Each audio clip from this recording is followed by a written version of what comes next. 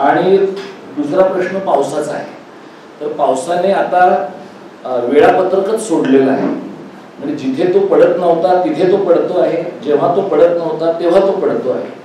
आणि हे सगळं सत्यजित चव्हाण पासून प्रसाद गावडेपर्यंतचे लोक अनेक वर्ष लोकांना सांगताय, पण जोपर्यंत आपल्या शेतातली माती वाहून जात नाही तोपर्यंत लोकांना ते कळत नाही. त्यामुळे मराठवाड्यात जेव्हा लोकांच्या घरातली माती 5-5 फूट वाहून गेली शेतामधली आणि नद्यांनी आक्रसलेली पात्र आपली मूळची पुन्हा ताब्यात घेतली, त्यावेळेला लोकांच्या लक्षात आलं की आता पर्यावरण बदलाचा प्रॉब्लेम आहे तो फक्त प्रसाद गावडेचा प्रॉब्लेम नसून महाराष्ट्राचा प्रॉब्लेम होण्याची शक्यता आहे. तर जे जे प्रॉब्लेम प्रकाश परबांनी तुमच्या समोर मांडले, प्रसादने मांडले, मी मांडणार आहे, या प्रश्नांकडे जोपर्यंत तुम्ही लोक हे तुमचे प्रश्न आहेत आणि तुम्ही आम्हाला सांगायला आलेले आहात अशा दृष्टिकोनातनं तुम्ही श्रवण भक्ती करणार असाल तर यातनं काही साध्य होणार नाही. यातनं फक्त हे एक विनामूल्य सादर होणारं मनोरंजन आहे. समूल्य सादर होणारं मनोरंजन, त्याला आपण राजकीय पक्ष असं म्हणतो, त्याला आपण निवडणूक असं म्हणतो. आणि त्या निवडणुकीच्या मनोरंजनाचा दर आपल्याकडच्या बहिणींचा 2,000 रुपये होता, बिहारच्या बहिणींचा 10,000 रुपये आहे. तिकडल्या बहिणी जास्त महत्वाच्या आहे, लेटेस्ट आहेत त्या. त्यामुळे आपण हे पण ठरवायला पाहिजे की आपलं बाजार मूल्य काय आहे, आपल्या राज्याचं बाजार मूल्य काय आहे, आपल्या भाषेचं बाजार मूल्य काय आहे, आणि आपण गळ्यात पाटी घेऊन किंवा पाटी न घेता किती रुपयामध्ये विकायला तयार आहोत. तर कोकणामध्ये बोलायचं, कुठेही बोलायचं असेल तर पहिल्यांदा असा प्रश्न पडतो की बोलून झाल्यानंतर तुम्ही जिवंत घरी जाणार आहात का. तर हा प्रश्न सगळीकडे, हा काय फक्त कणकवलीचा प्रश्न नाही, सांगलीत पण तोच प्रश्न आहे, नागपुरात पण तोच प्रश्न आहे, सगळीकडे तोच प्रश्न आहे. आपण एक लक्षात घेतलं पाहिजे की काहीच न बोलता जर आपण आपापल्या घरी जिवंत जाणार असू तर ते जिवंत जाण्याच्या लायकीचं आहे का. आणि जर तसं नसेल तर कुणीतरी काहीतरी बोललं पाहिजे. आणि मग जर कुणीतरी काहीतरी बोलायचं आहे तर तो बोलणारा माणूस मी असलो तर काय बिघडतोय, एवढ्या एका किमान भावनेनं मी तुमच्या समोर आज बोलायला उभा आहे. आणि म्हणून मला असं वाटतं की आपण हा जो कोकण आहे हे कोकण कोणाचं आहे, हे नाथपैंचं कोकण आहे, हे महर्षी धोंडो केशव कर्व्यांचं कोकण आहे, हे अशा कोकणी माणसांचं कोकण आहे ज्यांनी कोकण सोडल्यानंतर त्यांना मोठेपण मिळालेलं आहे. पण म्हणून प्रत्येक कोकणी माणसाला कोकण सोडल्यानंतरच मोठेपण मिळालं पाहिजे असं नाही.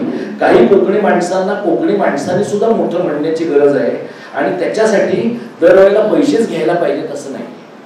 ही जी महत्वाची भावना तुमच्या सगळ्यांच्या समोर मी मोकळेपणानं मांडतो. ग्रामीण महाराष्ट्रातल्या मराठी शाळा, मराठी भाषा या सगळ्यांच्या बद्दल आम्ही बोलणार आहोत, मी तुमच्या समोर बोलणार आहे. या प्रश्नांच्या बद्दल आम्ही गेली 20 वर्ष बोलतोय. 20 वर्ष अशा पद्धतीने आम्ही बोलत होतो की आमचं एक इको चेंबर होतं. म्हणजे मी प्रकाश परबांना सांगायचो, प्रकाश परब वीणा सानेकरला सांगायचे आणि असा आमचाच आवाज एकमेकांच्या मध्ये घुमत राहायचा. आणि आम्ही इथे लब्धे सर आहेत, मराठीचे अनेक प्राध्यापक होते. मराठीच्या अनेक प्राध्यापकांना असं वाटायचं की हा का बोलतो या विषयावर, हा तर राज्यशास्त्राचा माणूस आहे.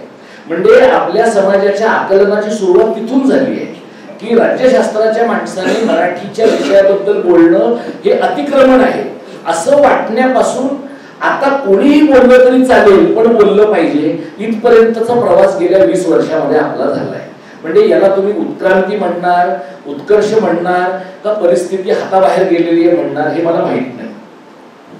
गेल्या 7-8 महिन्यामध्ये काय बदल घडला किंवा गेल्या 10-12 वर्षामध्ये भारतामध्ये काय घडलंय, तर गेल्या 10-12 वर्षामध्ये भारतामध्ये कंठाळी माणसांचं प्रमाण प्रचंड प्रमाणात वाढलं आहे. आपल्याला 2014 साली नवं स्वातंत्र्य मिळालं असं कंगना रनौट पासून अनेक लोकांना वाटतं. तुम्हाला इथे कोकणात सुद्धा काही लोक असे असतील की ज्यांना असं वाटत असेल की या देशामध्ये काही घडलेलं नव्हतं 75 वर्ष अगोदर. जे काही बरं घडले ते 2014 साली घडलेलं आहे. हे सगळे व्हॉट्सअप विद्यापीठाचे पदवीधर लोक आहेत. हे जे सगळे व्हॉट्सअप विद्यापीठ आणि त्याच्यामध्ये सुशिक्षित लोकांचं प्रमाण अधिक आहे. म्हणजे कमी शिकलेल्या माणसांचं मूर्ख माणसांमधलं प्रमाण खूप कमी आहे. शिकलेल्या माणसांचं मूर्ख माणसांमधलं प्रमाण कमालीचं आहे. ते रोज सकाळी 6 वाजता खरे हिंदू असाल तर हे फॉरवर्ड करालच, खरे मराठा असाल तर हे फॉरवर्ड करालच. या प्रकारचं फॉरवर्ड करण्याचं जे मेकॅनिझम आहे हे ऑटो पायलट मोडवर आहे. गेल्या 10-15 वर्षातला भारत आणि गेल्या 10-15 वर्षातला महाराष्ट्र हा असा वेगाने निर्बुद्ध होणारा महाराष्ट्र आहे. हा जो वेगाने निर्बुद्ध होणारा महाराष्ट्र आहे, त्या वेगाने निर्बुद्ध होणाऱ्या महाराष्ट्रामध्ये मराठी शाळा बंद पडतात, मराठी वाचनालय बंद पडतात, पुस्तकांची दुकानं बंद पडतात, पुस्तकांच्या पुढच्या आवृत्त्या निघेपर्यंत लेखकच निजधामाला पोचलेला असतो. या सगळ्या गोष्टी महाराष्ट्रामध्ये का घडतात? किंवा एखादा माणूस जर गुणवान कलावंत असेल तर त्याला एखाद्या मंत्र्याच्या दरबारात हाजी हाजी केल्याशिवाय त्याची दखलच घेतली जात नाही. किंबहुना तुम्हाला पाठीचा कणा आहे ही एक मिनिमम गोष्ट आहे तुमची कुठेही दखल न घेतली जाण्यासाठी. ही गोष्ट महाराष्ट्रामध्ये, ज्याला आपण, आपली एक हौस आहे मराठी लोकांची, महान आहे असं जे राष्ट्र ते महाराष्ट्र, या महाराष्ट्रामध्ये आजच्या घडीला 2025ला मराठी भाषेचं महानपण नाहीये, मराठी शाळांचं महानपण नाहीये, मराठी माणसांचं नाहीये.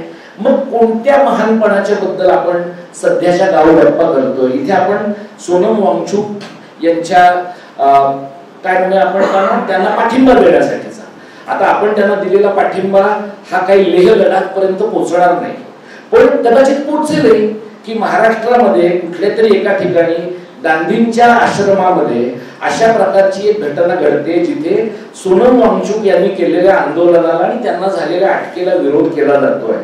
आता सोनम वांगचुक काय सांगताय तर 6वं परिशिष्ट त्या लेह लडाखच्या भागामध्ये लागू केलं जावं याच्यासाठी भांडताय.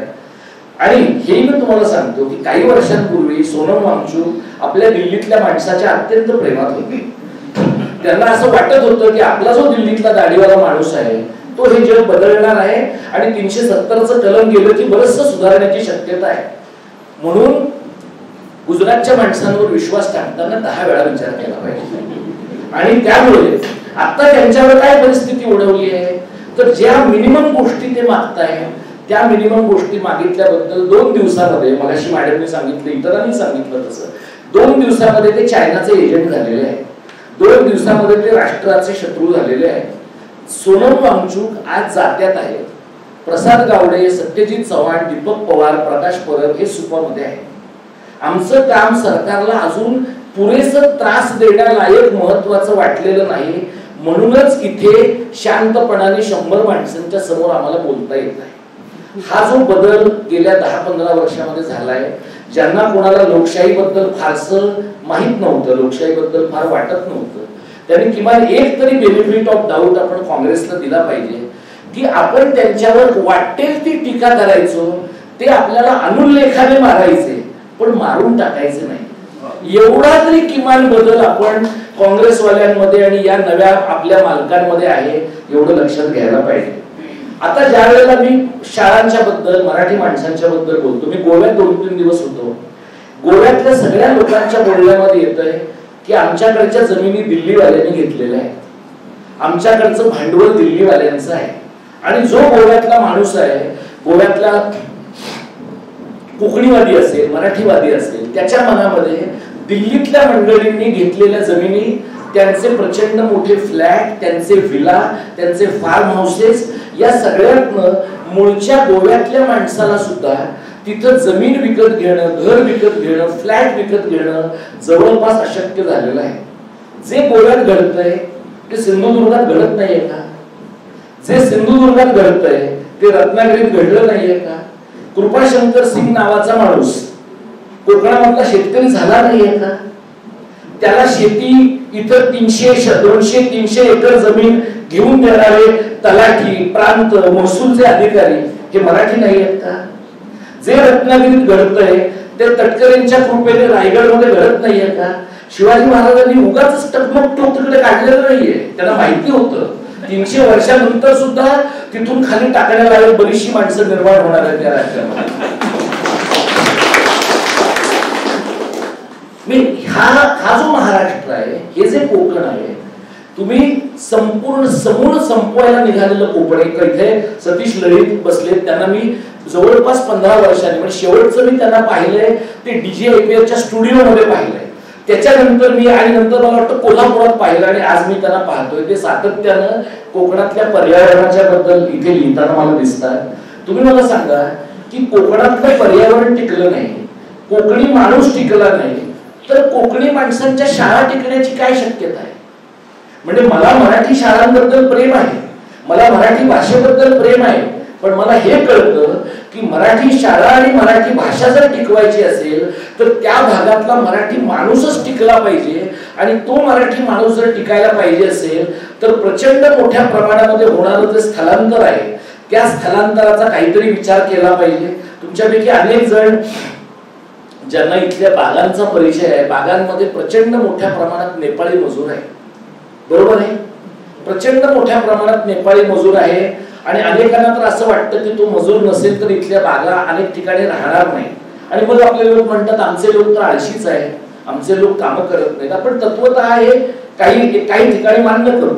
उत्तर भारतीयांच्या बद्दल सुद्धा मुंबईमध्ये अशाच प्रकारचं बोललं जातं. जर उत्तर भारतातला मजूर एवढा प्रचंड कष्टाळू आहे तर तो युपी आणि बिहारमध्ये का नाही कष्ट करत? त्याच्या राज्यामध्ये जर तो कष्ट करत नाही, त्याच्या राज्यामध्ये रोजगाराच्या पुरेशा संधी उपलब्ध होत नाही, म्हणून तो प्रचंड स्थलांतर करतो. मराठी माणूस जो मुंबईत, कोकणातला मुंबईत येतो आहे, जो कोकणातला महाराष्ट्रातल्या इतर भागांमध्ये जातो आहे, तो कष्ट करतो आहे. त्यामुळे आपण थोडंसं स्टिरिओटिपिकली आपल्या माणसांकडे बघण्याच्या अगोदर आपल्या माणसांची ताकद कशात आहे, आपल्या माणसांच्या मर्यादा कशात आहेत याचाही काही एक विचार सातत्यानं केला पाहिजे असं मला वाटतं. आता गेले 7-8 महिने ज्या वेळेला आम्ही हे आंदोलन केलं, लोकांनी खूप चांगला प्रतिसाद दिला. आम्ही ज्या वेळेला सुरुवातीला ही आंदोलन करायचो, टीव्ही चॅनलवाले असं म्हणायचे की तुमच्या आंदोलनात काही ग्लॅमर नाहीये. ते ग्लॅमर कधी येतं? आता आम्ही जे आंदोलन करतो 2002 ला जेव्हा आंदोलन सुरू केलं परब सरांनी आणि आम्ही, लब्धे सर होते त्याच्यात, रामकृष्ण मोऱ्यांच्या मराठीला माहिती तंत्रज्ञानाचा पर्याय देणाऱ्या आंदोलनामध्ये आम्ही सगळे उतरलो.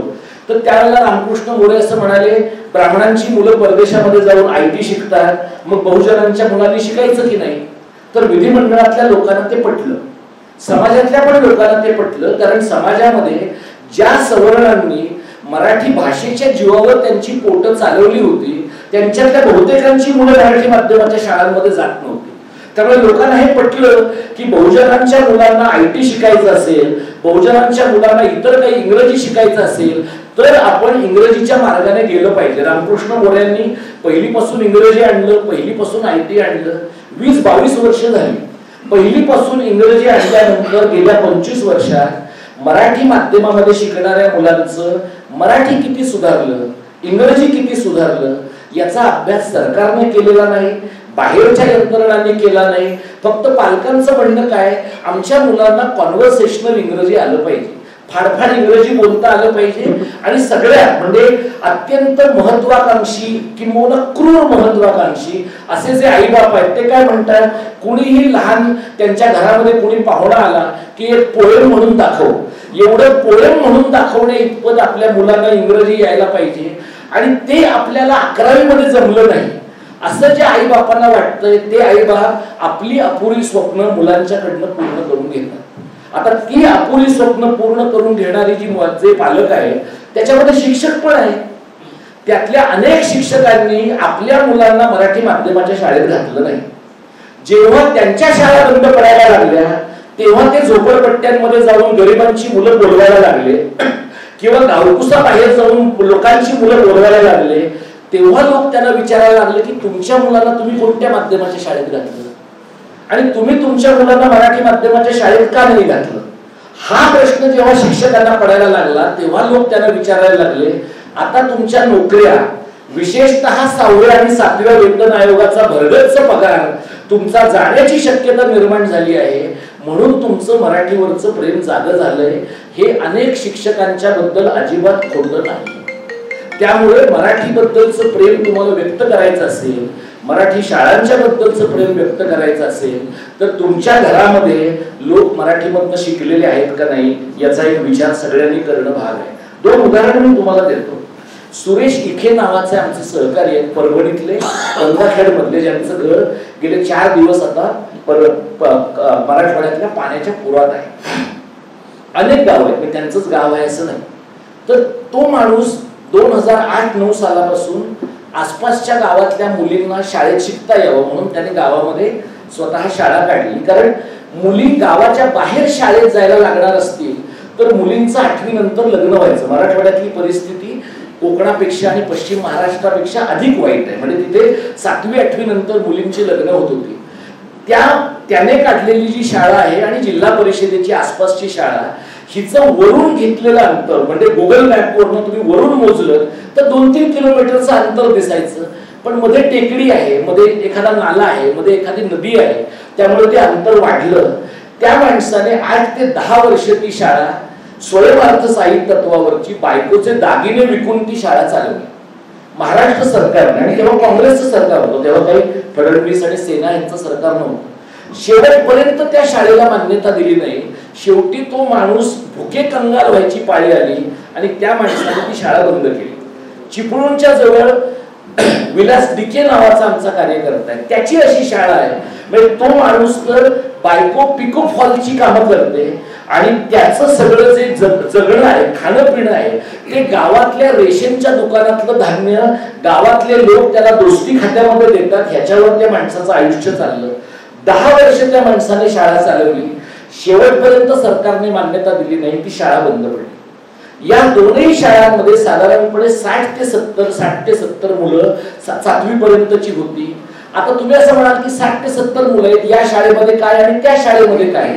तर ती 60 ते 70 मुलं ज्या वेळेला शाळेत जायची बंद झाली, त्यातल्या 25 ते 30 मुलींची पुढच्या 2 ते 3 वर्षांमध्ये लग्न झाली. म्हणजे त्या मुलींचं आयुष्य जे काही उभं राहू शकलं असतं ते आयुष्य उद्ध्वस्त झालं. म्हणजे त्या मुलींच्या आयुष्यात जो बदल या पिढीत घडू शकला असता तो कदाचित पुढच्या पिढीमध्ये होण्याची शक्यता आहे, पण होईल का नाही याची आपल्याला खात्री देता येत नाही. यातली कॉमन गोष्ट काय आहे, हे दोघेही मराठी माध्यमाची शाळा चालवत होते आणि या दोघांच्याही शाळा ज्यांच्यामुळे बंद पडलेल्या आहेत ते सगळे स्थानिक धनाढ्य लोकप्रतिनिधी आहेत. ज्यांच्या शाळा टिकल्या ते धनाढ्य लोकप्रतिनिधी आहेत, ज्यांच्या शाळा बंद पडल्या ते सर्वसामान्य अशा प्रकारचे सर्वसामान्य घरांमधले कार्यकर्ते आहेत. आणि त्यामुळे सर्वसामान्य अशा घरातल्या माणसांच्या सोबत लोकांनी काय उभं राहिलं पाहिजे याचं कारण तुम्ही जर उभे राहिला नाही तर त्यांच्या मागे कुणीच उभं राहत नाही. इथे कोकणामध्ये सणांचं खूप प्राबल्य आहे. पश्चिम महाराष्ट्रातही मी पाहतो आता सणांचं प्रचंड प्राबल्य आहे. वेगवेगळ्या गावांमध्ये अक्षरशः आजी आजोबांच्या काका काकूंच्या स्मरणार्थ लोक मोठमोठ्या कमानी उभारताना तुम्हाला दिसतील. या प्रचंड कमानी उभारण्यासाठी लोकांकडे पैसा आहे. या वेगवेगळ्या जत्रांमध्ये येण्यासाठी लोकांकडे पैसा आहे. पश्चिम महाराष्ट्रामध्ये मी ज्या सांगली जिल्ह्यामधून येतो तिथे एकेका गावामध्ये एकेका ठिकाणी कंदुरी करण्यासाठी 50-50 बोकडं कापायला लोकांकडे पैसा आहे. पण शाळेची मुतारी जर घाण झालेली असेल तर शाळेची मुतारी दुरुस्त करायला पैसा नाही. कारण कमानीवर तुमच्या आजी आजोबांचं नाव देता येतं, शाळेच्या मुतारीवर आजी आजोबांचं नाव देऊन कोणालाच फायदा होत नाही. अशा प्रकारच्या एका असंवेदनशील आणि निर्लज्ज समाजामध्ये आपण राहतो. हा महाराष्ट्र आहे. म्हणजे ते राकट देशा कणखर देशा असं म्हणणं फार सोपं आहे. महानुभावांचं नाव घेऊन खंडमंडळांचा उल्लेख करता येणं सोपं आहे. आता परब सरांनी अभिजात मराठीचा उल्लेख केला. आता मी इथं हायवेवर मला वाटतं इथे कुठेतरी कणकवलीच्या इथे आसपास अभिजात मराठीचं एक मोठं होर्डिंग लागलेलं पाहिलं. अभिजात मराठीच्या होर्डिंगने फक्त होर्डिंगवाल्याचा फायदा होतो, दुसरा कोणाचाही फायदा होत नाही. आणि अभिजात मराठीचं जे आणि ते सुद्धा तुम्ही बघा, चेक करा जरा. तुम्ही सगळे ग्रामीण महाराष्ट्रातले जाणकार लोक आहात. हे सगळे व्हेंडर सुद्धा स्थानिक आमदार, स्थानिक मंत्री, तुमचे पालकमंत्री यांचेच असतात. त्यामुळे याच्यातनं पैसा ट्रिकल डाऊन पण होत नाही, पैसा पाजरत पण नाही, पैसा झिरपत पण नाही.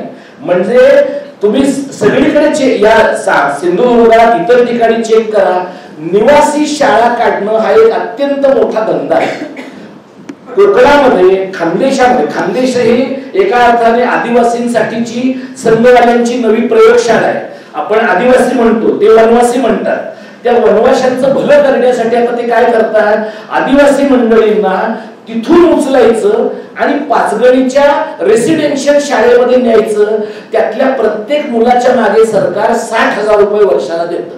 हे माहिती होतं का तुम्हाला? हे मी तुम्हाला आदिवासींचं सांगतो. आता चौंडी नावाचं गाव आहे कर्जत जामखेड मतदारसंघामध्ये. जिथे अहिल्याबाई होळकरांच्या स्मरणार्थ महाराष्ट्र सरकारनं मंत्रिमंडळाचं अधिवेशन बोलावलं. तर ते अधिवेशन बोलावल्यावर अजित पवारांनी काय जाहीर केलं की आम्ही जी स्कीम आदिवासी पोरांच्यासाठी केलेली आहे ती आता आम्ही धनगरांच्यासाठी करणार. कारण आता धनगर सध्या महत्वाची जात आहेत महाराष्ट्रातले, सत्ता संघर्षाच्या दृष्टीनं उपयोगाचे. तर आदिवासी समाजातल्या मुलांना उचलून आता पाचगणी आणि महाबळेश्वरच्या शाळांमध्ये पाठवलं जाईल. तुमच्यापैकी ज्यांना कुणाला थोडं खोदकाम करायचं त्यांनी खोदकाम करा. या सगळ्या मुलांना जेव्हा तिकडल्या शाळांमध्ये पाठवलं जातं त्या शाळा घेतात. का घेतात? कारण सरकारकडनं रेडीमेड पैसे मिळतात. पण या मुलांचे वेगळे वर्ग त्या शाळांमध्ये होतात. तिथे धनदांडग्यांची मुलं येत आहेत. त्या सगळ्या शाळा इंग्लिश मीडियमच्या सीबीएसई, आयसीएसई, आयजीसीएसई बोर्डाच्या आहेत. ही मुलं डायरेक्टली ट्रान्सपोर्ट होतात त्यांच्या खेड्यामधनं पाचगणीमध्ये. आणि ती ट्रान्सपोर्ट झालेली जी मुलं आहेत ती 6 महिने, वर्षभर, जास्तीत जास्त 2 वर्ष कट काढतात. 2 वर्षानंतर ती मुलं अपयशी आणि पराभूत म्हणून आपापल्या गावांमध्ये परत येतात. जेव्हा ती परत येतात तेव्हा सरकार काय म्हणतं, बहुतेक त्यांना झेपलं नाहीये. ते का झेपलं नाहीये? कारण तुम्ही त्यांना अशा इम्पॉसिबल परिस्थितीमध्ये नेऊन टाकलंय की त्यांना ते झेपण्याची शक्यताच नव्हती. ते 60,000 रुपये त्या मुलांच्या शिक्षणासाठी त्यांच्या गावातल्या शाळेचं सक्षमीकरण करण्यासाठी जर दिले गेले असते तर ती मुलं नीट शिकली असती, त्यांच्या हातामध्ये पुस्तकं असती आणि 2 वर्षामध्ये त्या मुलांना त्या पाचगणीच्या शाळांमध्ये जी अस्पृश्यतेची वागणूक मिळालेली आहे त्या प्रकारच्या वागणुकीला ती मुलं बळीही पडली नसती. पण हे का घडतं असं समजू नका की सरकारला हे कळत नाही. कुठलंही सरकार, काँग्रेसचं असो, भाजपचं असो, सेनेचं असो, सगळ्यांना हे कळतं. पण त्यांना त्यांच्या दृष्टीनं लाभार्थी निर्माण करण्याचा कारखाना ही त्यांची मोडस ऑपरेंडी आहे. एकदा का 5, 50, 100, 200 मुलांना पाचगणीच्या शाळांमध्ये पाठवलं की तेवढी कुटुंब किमान नजीकच्या निवडणुकांमध्ये तुमची मतदार होतात, तुमचे लाभार्थी होतात, तुमच्या पक्षासाठी, संघटनेसाठी, तुमच्यासाठी काम करतात. अशा प्रकारची यंत्रणा निर्माण करणं म्हणजे उपकृत झालेले लोक निर्माण करणं, याला आपण सध्याच्या काळामध्ये संसदीय लोकशाही असं मानतो. आणि त्याच्यामुळे ही जी सगळी मुलं आहेत ही मुलं या पद्धतीनं त्या प्रयोगशाळेमधलं एका अर्थाने साधन होत आहेत असं तुम्हाला दिसेल. एक महत्वाची गोष्ट तुम्ही लक्षात घ्या, आदित्य ठाकरेंच्या बद्दल, त्यांच्या एकूण इंग्रजाळलेपणाबद्दल तुमच्यापैकी अनेकांना कल्पना आहे. आदित्य, मी ज्या वेळेला शासनामध्ये ओएसडी होतो उदय सामंतांचा, त्यावेळेला आदित्य ठाकरेंनी मुंबई महानगरपालिकेच्या बहुतांश शाळा या एसएससी बोर्डाच्या बदलून सीबीएसई बोर्डाच्या, आयसीएसई बोर्डाच्या करून टाकल्या. आणि त्याला त्यांनी गोंडस नाव दिलेलं आहे, मुंबई पब्लिक स्कूल. आणि त्याने काय म्हटलं की तुम्ही आधी एसएससी बोर्डात मराठी माध्यमामध्ये फुकट शिकत होता, आता आम्ही तुम्हाला सीबीएसई बोर्डात, आयसीएसई बोर्डात फुकट शिकवणार. लोकांना काय कळलंय, हे फुकट होतं, हे फुकट आहे. पण आधी जे शिक्षण घडत होतं त्यातलं काहीतरी कळत होतं आणि नवं जे घडणार आहे त्यातलं काहीच कळणार नाहीये. हा फरक कळेपर्यंत मध्ये मुलांची 2-3 वर्ष गेलेली आहे. दरम्यानच्या काळात महानगरपालिका 27 वस्तू मुलांना फुकट देते. अनेक पालक असे आहेत आणि गरिबी हे त्याचं महत्वाचं कारण आहे की 27 वस्तू पालक महानगरपालिकेकडनं फुकट घेतात आणि नंतर आपल्या मुलांना दुसऱ्या शाळेमध्ये प्रवेश देतात कारण तिथे त्या वस्तू फुकट मिळत नाही. आदित्य ठाकरेने असं करून आणखी 5 वर्षामध्ये मुंबई महानगरपालिकेत एकही मराठी माध्यमाची शाळा राहणार नाही याची पूर्ण काळजी घेतलेली आहे. आता हे जेव्हा मी ओएसडी होतो पण त्याच्या आधी मी मराठी शाळेचा कार्यकर्ता होतो म्हणून मी आदित्य ठाकरेंच्या विरुद्ध त्यावेळेला एक पत्रकार परिषद घेतली आणि बोललो. ती पत्रकार परिषद घेतल्यानंतर उदय सामंतांना माझा भयंकर राग आला आणि त्यांनी मला चिडून फोन केला आणि त्यांनी त्यांच्या माणसाने सांगितलं की हे अजिबात चालणार नाही. त्यावर मी त्यांना असं म्हटलं की मी प्रायमरीली कार्यकर्ता आहे त्यामुळे तुम्हाला जर हे पटलं नाही तर तुम्ही मला काढून टाका. पण कदाचित माझ्या इतका बरा ओएसडी त्यांच्याकडे दुसरा नसल्यामुळे त्यांनी पटकन काढून टाकलं नाही. आणि ते उदय सामंत 6 महिन्यामध्ये एकनाथ शिंदेकडे गेलेले आहे. म्हणजे ज्या उदय सामंतांचं त्यावेळेला आदित्य ठाकरे हे दैवत होतं आणि म्हणून माझ्यासारखा माणूस जो एक जेन्युइन मुद्दा सांगत होता मराठी शाळेच्या बद्दलचा तो त्यांना गुन्हा स्वरूपाचा वाटला म्हणून त्यांना मला झापणं आवश्यक वाटलं. तर झापणं हा मुद्दा नाहीये, मंत्र्यांच्या कामातच भाग आहे रोज लोकांना झापत राहणं, ते ठीक आहे. पण म्हणजे त्या दिवशी आदित्य ठाकरे त्यांचे गुरु का होते? मराठी शाळेचे आणि मराठी भाषेवरच्या प्रेमापोटी असं नाही. त्या दिवशी ते त्यांचे गुरु होते कारण दुकानं तिथे चालत होती. 6 महिन्यानंतर दुकानं दुसरीकडे चालायला लागल्यानंतर जर मी हे विधान केलं असतं तर कोणालाच काही वाईट वाटलं नसतं. पण ह्याच्याबद्दल आदित्य ठाकरेंना आयसोलेट करता येईल का? शरद पवारांची कन्या सुप्रिया सुळे यांचं पवार पब्लिक स्कूल आहे. पवार पब्लिक स्कूलची एक पण शाळा मराठी नाहीये. शरद पवार तर महाराष्ट्रातले सगळ्यात मोठे सगळ्यात जाणते राजे आहे. त्यांना हे कळलं नाही का? त्यांच्या घरातलं प्रत्येक मूल मराठी माध्यमात शिकलंय एक्सेप्ट त्यांची मुलगी. असं का झालं असं मला सांगा. तुमच्या घरातले सगळे मराठी माध्यमात शिकतात, फक्त तुमचीच मुलगी शिकत नाही. आणि मग तुमची मुलगी ज्या शाळा काढते त्या शाळा फक्त सीबीएसई आणि आयसीएसई बोर्डाच्या असतात आणि तिथे फक्त धनदाटवीयांची मुलं येतात. तुम्ही काय तोंडाने लोकांना सांगाल की जिल्हा परिषदेच्या शाळा टिकवल्या पाहिजेत म्हणून? तुम्ही काय तोंडाने लोकांना सांगाल पंचायत समितीच्या शाळा टिकवल्या पाहिजेत म्हणून? म्हणजे झालंय असं की गरिबांच्या मुलांनी या शाळांमध्ये जायचं, सदन लोकांच्या मुलांनी सीबीएसई आयसीएसई बोर्डाच्या शाळांमध्ये जायचं. अशा प्रकारची वर्गवारी निर्माण झाल्यामुळे आता गरीब माणसं पण काय म्हणतात, कर्ज काढू, घरदार विकू, हे शहर सोडून 50 किलोमीटर लांब राहायला जाऊ, पण अजिबात मराठी माध्यमाच्या शाळेमध्ये मुलांना घालणार नाही. हे जे लोकांना वाटतंय ना, आपण वर्ग संघर्ष निर्माण करून किंवा गरिबांच्या मुलांसाठी मातृभाषेतलं शिक्षण अशा प्रकारची भूमिका घेऊन आपण मराठी माध्यमाच्या शाळा वाचवू शकणार नाही आणि मातृभाषेतलं शिक्षण कुठेच वाचवू शकणार नाही. आता या परिस्थितीमध्ये माझ्यासारखा माणूस, प्रकाश परबांच्या सारखा माणूस आम्ही जेव्हा काम करतो त्यावेळेला आमच्या मनामध्ये काय प्रकारची भूमिका आहे किंवा अजून किती वेळ बोलायचे? मिस्त्री आहेत का? आता या प्रकारचं काम ज्या वेळेला करतो आपण, आम्हाला परब सर म्हणले तसं कमालीचं वैफल्य आलं आणि आम्ही 6-8 महिन्यांच्या पूर्वी ही संस्था बंदच करून टाकायची अशा निष्कर्षापर्यंत आलो होतो. पण फडणवीस हे चांगले गृहस्थ आहेत. त्यांनी असं मनावर घेतलं की मराठीसाठी काम करणारे लोक तरुण राहिले पाहिजेत म्हणून त्यांनी या प्रकारचा निर्णय घेतला. तुम्ही लक्षात घ्या, हे ह्यांची एक इकोसिस्टीम आहे. संघ आणि भारतीय जनता पक्षाची एक इकोसिस्टीम आहे. त्यांची इकोसिस्टीम काय आहे की या देशाला एक भाषा पाहिजे, ती या आणि हे आत्ताच नाहीये, हे यांचं स्वातंत्र्यपूर्व काळापासूनच आहे. ज्या वेळेला यांच्या या धोरणाला आम्ही विरोध केला त्यावेळेला फडणवीसांनी एका ठिकाणी असं म्हटलं की इंग्रजीवर लोकांचं प्रेम आहे, भारतीय भाषा लोकांना नको आहे. पण भारतीय भाषांच्या बद्दल कोणी बोलायला पाहिजे? ज्यांनी स्वातंत्र्य लढ्यात भाग घेतला त्यांनी बोललं पाहिजे. ज्यांनी संयुक्त महाराष्ट्राच्या लढ्यात भाग घेतला त्यांनी बोललं पाहिजे. जे संयुक्त महाराष्ट्राच्या लढ्यात सगळ्यात उशीर आले आणि सगळ्यात पहिल्यांदा पळून गेले त्यांनी नाही बोलायचं. त्यामुळे संयुक्त महाराष्ट्राच्या बद्दल उद्या समाजवादी आम्हाला काही म्हणले आम्ही समजून घेऊ शकतो, डावे काही म्हणाले समजून घेऊ शकतो, कारण त्यांनी ह्या आंदोलनामध्ये भाग घेतलेला आहे. संयुक्त महाराष्ट्राचं ची निर्मिती ज्या वेळेला झाली त्यावेळेला हे राज्य, तुम्ही यशवंतराव चव्हाणांचं एक भाषण, अनेक जी ज्येष्ठ मंडळी आहे, लोकभाषा ही ज्ञानभाषा झाली पाहिजे असं चव्हाणांचं एक प्रसिद्ध भाषण आहे. त्यांचं सोमयांचं कॉलेज आहे नगर जिल्ह्यामधल्या, त्या कॉलेजच्या पायाभरणीच्या वेळेचं ते भाषण आहे. आता कसं होतं बघा, ते भाषण आपण फक्त वाचतो. मी सोमयांच्या कॉलेजमध्ये 16 वर्ष काम केले आणि सोमय्या हे किती बदमाश आणि मराठी द्वेष्टे आहेत हे मला आतून माहिती आहे. पण सोमय्यांच्या कॉलेजच्या पायाभरणीच्या वेळेला चव्हाणांचं हे भाषण आहे आणि तेव्हा चव्हाण असं म्हणतात की लोकभाषा ही ज्ञानभाषा झाली पाहिजे, पण लोकभाषा ही किमान लोकभाषा तरी राहिली पाहिजे. अशा प्रकारची परिस्थिती आणखी 40 वर्षांनी येईल हे चव्हाण साहेबांनी व्हिज्युअलाइज केलेलं नाहीये. त्यामुळे ज्ञानाची भाषा गेल्या 50-60 वर्षांमध्ये मराठी झाली का? तर नाही झाली. इथे अनेक मंडळींना माहिती असेल, आपल्याकडे विद्यापीठ ग्रंथ निर्मिती मंडळ नावाची संस्था होती. ती आपल्याकडच्या विद्यापीठांनी सक्रिय प्रयत्न करून मोडून काढली.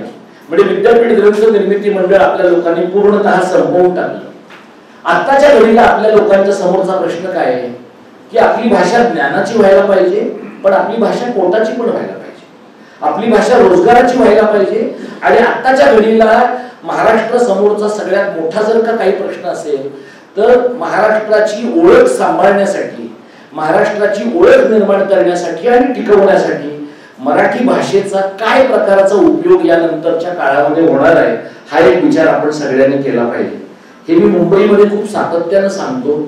तुमच्यातले जे लोक मुंबईशी खूप सातत्यानं निगडीत आहेत, येत जात राहतात, ज्यांचे नातेवाईक मुंबईमध्ये आहेत, त्यांनी एक लक्षात घ्यायला पाहिजे की मुंबई शहर हे आणखी काही वर्षांनी भूतपूर्व मराठी लोकांचं शहर होणार आहे. 1982 साली गिरण्यांचा संप झाला. गिरण्यांच्या संपामध्ये पश्चिम महाराष्ट्रातले आणि कोकणातले लाखो लोक बेघर झाले. ते मुंबई शहर सोडून गेले आणि आत्ताच्या घडीला गिरण्यांमध्ये तुमच्या घरातलं जर कोणी असेल, माझे वडील गिरणीमध्ये कामाला होते, डॉक्टर परबांचे वडील गिरणीमध्ये कामाला होते, मला हे माहित आहे की आत्ताच्या घडीला जे गिरण्यांमध्ये कामाला होते आणि जिवंत आहेत कामगार, त्यांचं फक्त एवढंच म्हणणं आहे की आम्हाला कुठेतरी कर्जत वांगणीपर्यंत एखादं वनरूम किचन तरी द्या. म्हणजे आता गिरणी कामगार असं म्हणत नाही मुंबई शहरामध्ये की मुंबई आमच्या मालकीची आहे. म्हणजे हे कागदो हे हुतात्मा चौकातल्या घोषणांमध्ये ठीक आहे, मुंबई आमच्या हक्काची नाही कोणाच्या बापाची. ती कोणाच्या बापाची आहे हे तुम्हाला लोढा सांगतो, ती कोणाच्या बापाची आहे हे तुम्हाला अदानी आणि अंबानी सांगतो. ती त्यांच्याच बापाची आहे, ती मराठी माणसांच्या बापाची राहिलेली नाही. हे कळण्या इतपत आपले पाय जमिनीवर येणं ही आत्ताच्या घडीला नितांत गरजेची गोष्ट आहे. मी घाटकोपरमध्ये राहतो. मी 3-4 वर्षापूर्वी घर विकत घेऊ शकलेलो आहे आणि अनेक ठिकाणी मराठी लोकांच्या वस्तीमध्ये मला घर घेता आलेलं नाहीये, कारण त्या सगळ्या वस्त्या गुजरात्यांच्या आहेत आणि गुजरात्यांच्या लेखी कोणत्याही आडनावाचा मराठी माणूस हा नॉन व्हेजिटेरियनच असतो आणि त्यामुळे त्याने नॉनव्हेज खाणारा असेल तर त्या इमारतीत नसतंच राहायचं. आणि जैन मारवाडी नॉनव्हेज खात नाही तसं नाही, घरात खात नाही, ते घरात खात नाही. त्यामुळे घरात नॉनव्हेज खाणाऱ्या लोकांचा त्यांना बाट लागतो आणि त्यांच्यासाठी घर मोकळी करून देणारे लोक कोण आहेत? काँग्रेसचे आहेत, राष्ट्रवादीचे आहेत, सेनेचे आहेत, मनसेचे आहेत, आपले लोक आहेत. या सगळ्यांचे कमिशन एजंट हे मराठी लोक आहेत. त्यामुळे आपण एक लक्षात घ्यायला पाहिजे की मुंबई शहरामध्ये, दक्षिण मुंबईमध्ये तिथे कबुतरांना जास्त किंमत आहे, माणसाला कमी किंमत आहे. कबुतरांचं आंदोलन लोढा चालवू शकतो आणि तो इतका माजलेला आहे की तो मुंबई महानगरपालिकेत बसणारा पहिला पालकमंत्री आहे. याच्या अगोदर शिवसेनेचा पालकमंत्री सुद्धा कधी मुंबई महानगरपालिकेत बसला नाही. पण मुंबई आपल्या बापाची असल्यासारखा लोढा बसू शकतो. याचं कारण त्याला माहिती आहे की मुंबईतलं प्रचंड मोठं लँड पार्सल त्याच्या मालकीचं आहे. मुंबईची विभागणी 3च पद्धतीने होते. धारावी अदानीसाठी, अटल सेतू संपते ती जागा अंबानीसाठी आणि उरलेली लोढा आणि इतर मंडळींच्यासाठी. मराठी लोक काय आहेत या सगळ्यामध्ये? हे सगळं जर आपण पाहिलं ना तर आज मुंबईतला माणूस जात्यात आहे आणि तुम्ही लोक सुपात आहात. कारण कोकणाबद्दलचं अमराठी भांडवलदारांचं जे प्रेम आहे ते विकेंड होमचं प्रेम आहे, ते इथल्या जमिनी विकण्याचं आणि खरेदी करण्याचं प्रेम आहे. आणि त्याच्यामुळे मराठी लोकांनी म्हणजे प्रसाद अनेकदा त्याच्या व्हिडिओज मधनं कोकणामधली जी सिरीन ब्युटी आहे, अत्यंतिक देखणेपणा कोकणाचा आहे, तो लोकांच्या पुढे मांडतो. मला असं वाटतं कधी कधी कोकण फार देखणं आहे हे लोकांना न सांगणं पण हिताचं आहे, कारण ते फार देखणं आहे हे कळलं की हळूहळू त्याचा गोव्याचा किनारा होतो. हळूहळू त्याचा गोव्याचा किनारा झाला की तिकडे मॅजेस्टिक प्राईड आणि अमुक प्राईड अशा प्रकारचे कॅसिनो येतात. अजून आपल्याकडचे जे पुढारी आहेत त्यांची तेवढी भीड चेपलेली नाहीये. अजून ते म्हणत नाही की लगेच लागून समुद्र किनारा. आता फक्त ते एवढंच म्हणतात की बारसू सोलगाव पाहिजे कारण त्यांची पैसे सुटले, नाणार पाहिजे कारण पैसे सुटले, जैतापूर हवं होतं कारण पैसे सुटले होते, जमिनी, हे सगळे जमिनींचे जे सौदे आहेत ना हे पण जरा बघा. म्हणजे कोण तुमचे ताई, दादा, भाऊ कोण आहेत हे सगळं नीट चेक करा. आणि मी सणाला त्या दादांना, त्या ताई, त्यांच्या घरी जाऊन राखी बांधली, एवढ्यावर बहिणींनी पण फार कमी महत्वाकांक्षी होऊ नका. तुम्हाला जर भाऊच शोधायचे असतील राजकीय मंडळींमध्ये तर किमान त्यांना जरा मोठं कापा, जास्त त्यांच्याकडनं सुटेल असं बघा आणि तुमच्यासाठी नाही समाजासाठी सुटेल असं बघा. या इथे तुम्ही चेक करा इथल्या कॉलेजांमध्ये येणाऱ्या मुलांमध्ये परप्रांतीय मुलं किती आहेत, इथल्या कामाला येणाऱ्या लोकांच्या मध्ये परप्रांतीय माणसं किती आहेत. इथल्या जमिनींमधले ॲब्सेंटी लँडलॉर्ड किती आहे, इथल्या जमिनी बेनामी कोणाच्या मालकीच्या आहेत, ते दिसतात कोणाच्या मालकीच्या आणि आहेत कोणाच्या मालकीच्या. इथली जी बाजारपेठ आहे, कणकवलीची घ्या, सावंतवाडीची घ्या, कुडाळची घ्या, इथल्या बाजारपेठेमध्ये आपला वैश्यवाणी आहे का इथल्या बाजारपेठेमध्ये एखादा बिकानेरवाला येऊन सगळे व्यवहार करायला लागलेला आहे. इथल्या बाजारपेठेमध्ये तुम्ही कोकणी बोलता बोलता, मालवणी बोलता बोलता अचानक समोरच्या माणसाला सोयीचं पडेल म्हणून हिंदीतच बोलायला लागलेले आहात का? एवढी परभाषा सहिष्णुता तुम्हाला एकदम अरबी समुद्राच्या तळाशी तर घेऊन जाणार नाही ना. एवढा एक विचार करून बघा. सहिष्णुता पाहिजे वगैरे सगळं ठीक आहे, पण जगभरातली सगळी सहिष्णुता मराठीच माणसांनी पाळली पाहिजे असा काय आपण ठेका घेतलेला नाहीये. ज्यांना इथं यायचं आहे त्यांना इथं येण्याचा डिव्हिडंड द्यावा लागला पाहिजे, त्यांना इथली भाषा शिकावी लागली पाहिजे आणि भाषा शिकणं सोडा, त्याच्या पलीकडे इथल्या संसाधनांवरची मालकी मराठीच माणसाची राहिली पाहिजे. इथला नोकर आपल्याकडे मराठी अधिकाधिक मिळणं शक्य आहे का? इथल्या बाजारपेठांमधल्या दुकानांमध्ये आपले लोक, म्हणजे मी हे पश्चिम महाराष्ट्रात आमच्याही लोकांना सांगतो, पश्चिम महाराष्ट्रामध्ये एक नवी धाबा संस्कृती निर्माण झालेली आहे. ती काय धाबा संस्कृती आहे? निवडणुकीच्या अगोदर स्थानिक लोकप्रतिनिधींनी सांगितलेलं असतं की या सगळ्यांच्या दारूची मटणाची सोय करायची आहे, पैसे माझ्याकडे लागले, मग निवडून येवो अथवा न येवो असंच काही कोकणात झालेलं आहे का? आणि म्हणून नाक्यावर चकाट्या पिटत बसणं हे आपलं काम आहे आणि हळूहळू आपल्या हातातला रोजगार आणि आपल्या हातातलं भांडवल सुद्धा परप्रांतीयांच्या हातात जातंय का?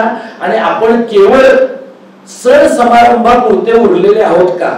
म्हणजे तुमच्या इथे अनेक माणसं मोठ्या प्रमाणामध्ये गणपतीला येतात आणि सण साजरे करतात, नातेसंबंध एकमेकांचे पुन्हा जोडतात, हे मला पूर्ण मान्य आहे.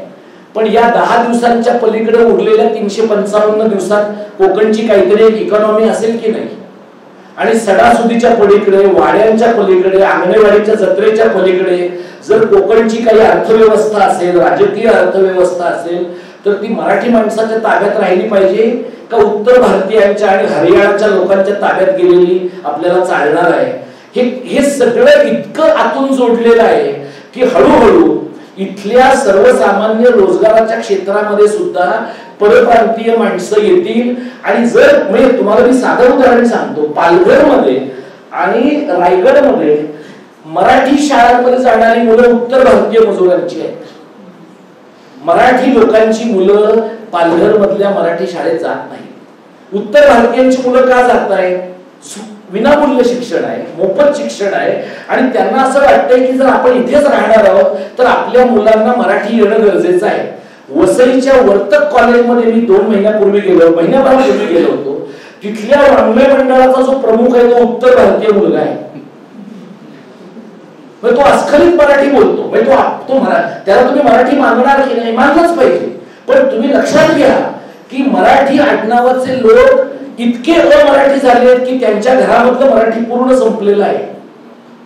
जी व्यवस्था किंवा जी गोष्ट वसईत घडते, पालघरमध्ये घडते, अलिबागमध्ये घडते, ती महाराष्ट्राच्या अनेक भागांमध्ये, मराठवाड्यामध्ये घडताना तुम्हाला दिसेल.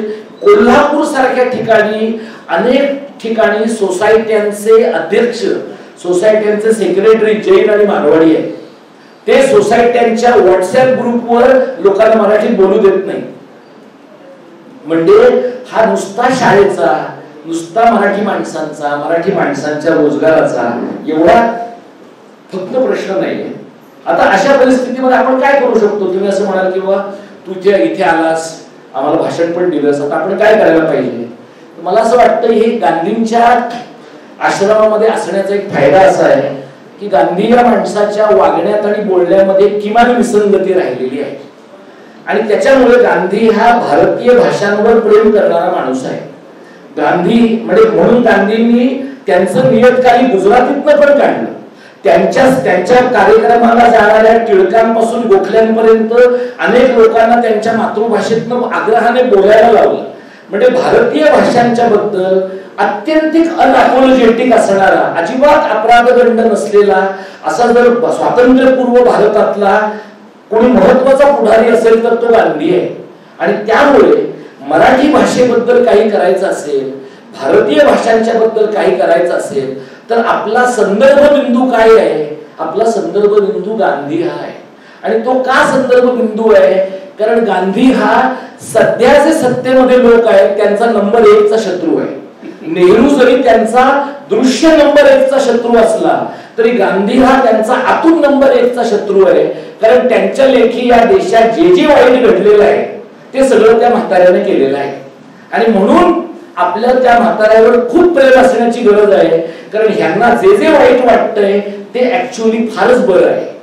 म्हणजे त्याने भारतीय भाषांवर प्रेम करायला शिकवलं, या देशाची भाषावार प्रांत रचना घडेल अशा पद्धतीनं काँग्रेस पक्षाची रचना केली. आणि एवढंच नव्हे तर काँग्रेस, तेव्हाची काँग्रेस ही खऱ्या अर्थाने जनसामान्यांची होईल असा प्रयत्न केला.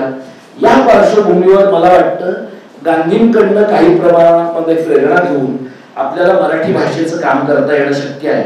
2-3 गोष्टी करता येण्यासारख्या ज्या आहेत त्या मी तुम्हाला सांगतो. एक, मला वाटतं की अशा प्रकारचे कार्यक्रम आपण किती सातत्यानं करू शकतो याला एक मर्यादा असते. आणि त्याला ही एक वेगळ्या प्रकारची वसंत व्याख्यानमालाच आहे. म्हणजे काय होतं की एकदा माणूस बोलून गेला की लोकांना वाटतं की जो बोलला आहे तो जर नार्सिसिस्टिक असेल, सुदैवाने आम्ही नाही एवढं, पण असेल माणूस तर त्याला वाटतं की आता आपण काय जग जिंकलेलं आहे. ऐकणाऱ्या माणसाला वाटतं की आपलं एक टिक मार्किंग झालेलं आहे, आता आपण एक सत्कृत्य आपल्या आयुष्यामध्ये केलेलं आहे. प्रश्न असा आहे की ह्याच्यात काम उभं राहणार आहे का? आता एका शाळेचा आपण सत्कार केला, शाळा चालवणाऱ्या लोकांचा. या संपूर्ण सिंधुदुर्ग आणि रत्नागिरी जिल्ह्यामध्ये ती शाळा महत्वाची आहे मला कळतं, पण अशी एकच शाळा आपल्याला सापडते ही फार आनंदाची गोष्ट नाही. म्हणजे पुढच्या वर्षी अशा प्रकारे पुनरुज्जीवन होऊ शकणाऱ्या 10 शाळा मिळतील का? आणि अशा प्रकारच्या पुनरुज्जीवन करण्यासाठी काम करणारे लोक मिळतील का? आता त्या सरांनी सांगितलं काय प्रकारचे प्रयत्न त्यांच्या मुंबईत राहणाऱ्या मंडळींनी केले, गावातल्या इतर लोकांनी केले.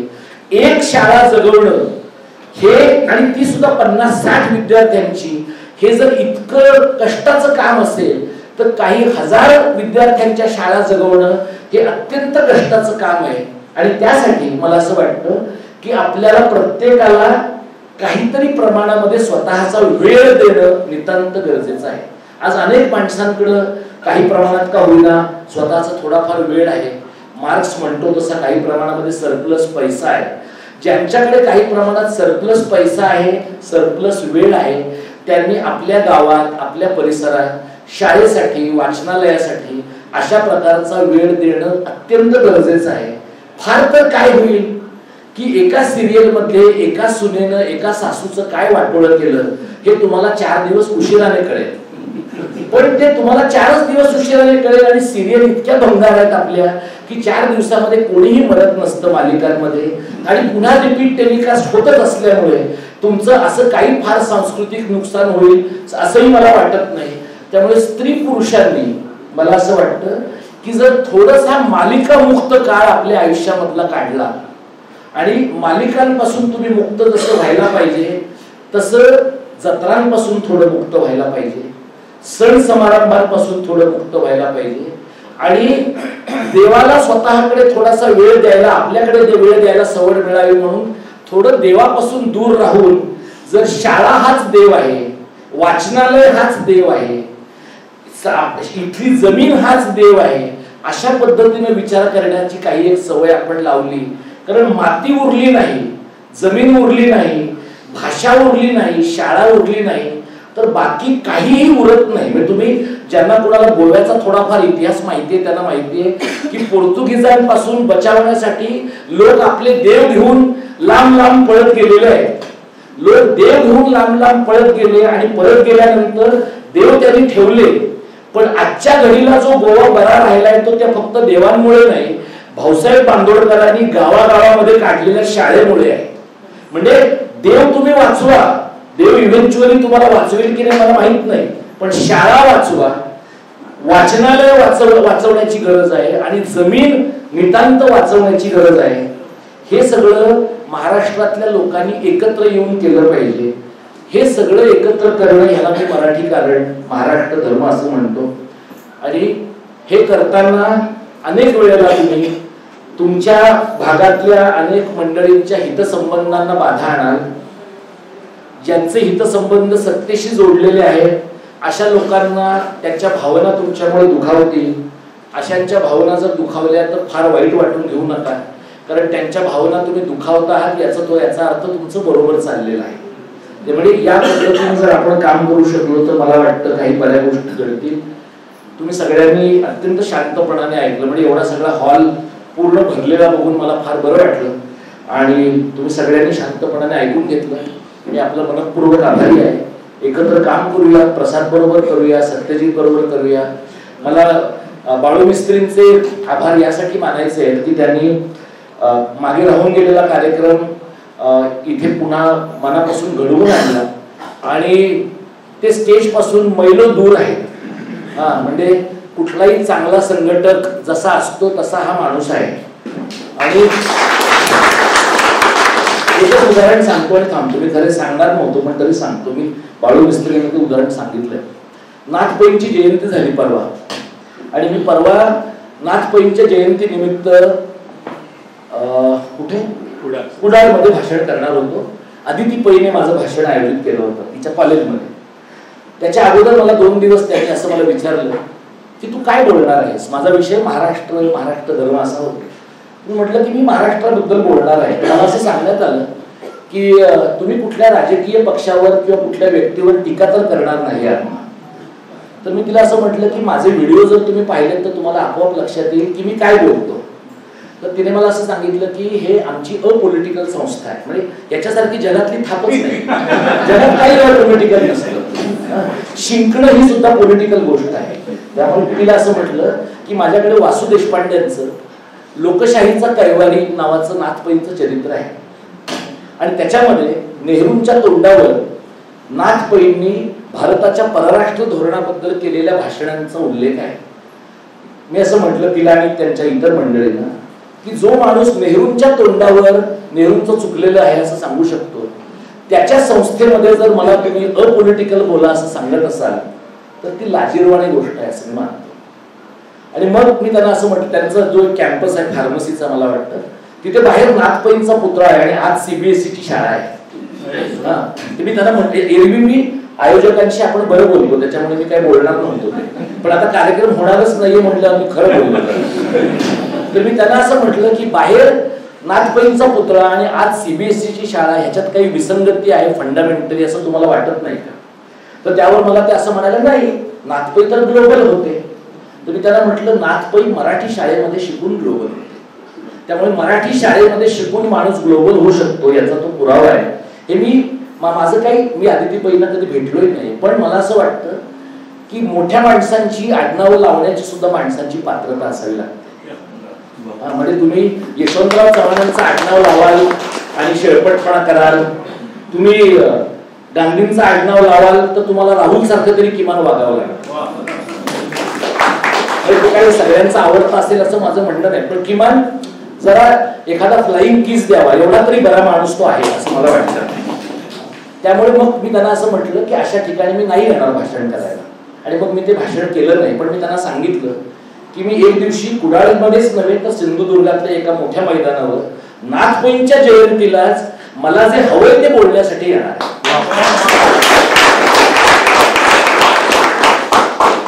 मला माहित असलेलं कोकण ते आहे, नाथपैंचं आहे, मधुदंडवत्यांचं आहे. मुंबई महानगरपालिकेचं कामकाज मराठीतनं चाललं पाहिजे असं म्हणणारा जॉर्ज फर्नांडिसचं आहे. जॉर्जला तुम्ही बाकी शेवटच्या दिवसांमधला जॉर्ज तुम्ही सोडून द्या, त्याची 4 पापं माफ करा. काही लोकांच्या आयुष्यात 4च बऱ्या गोष्टी घडतात, त्याच्याकडे फक्त 4 पापं आहेत, बाकी खूप बरं आहे त्याचं. पण तो जॉर्ज आपला आहे, त्या मृणाल गोरे आपले आहे, अशा माणसांचं कोकण आपलं आहे. त्यामुळे याला कापू त्याला मारून टाकू असं म्हणणाऱ्यांचं जे उत्तर पेशवाईतलं कोकण आहे ते आपलं नाही.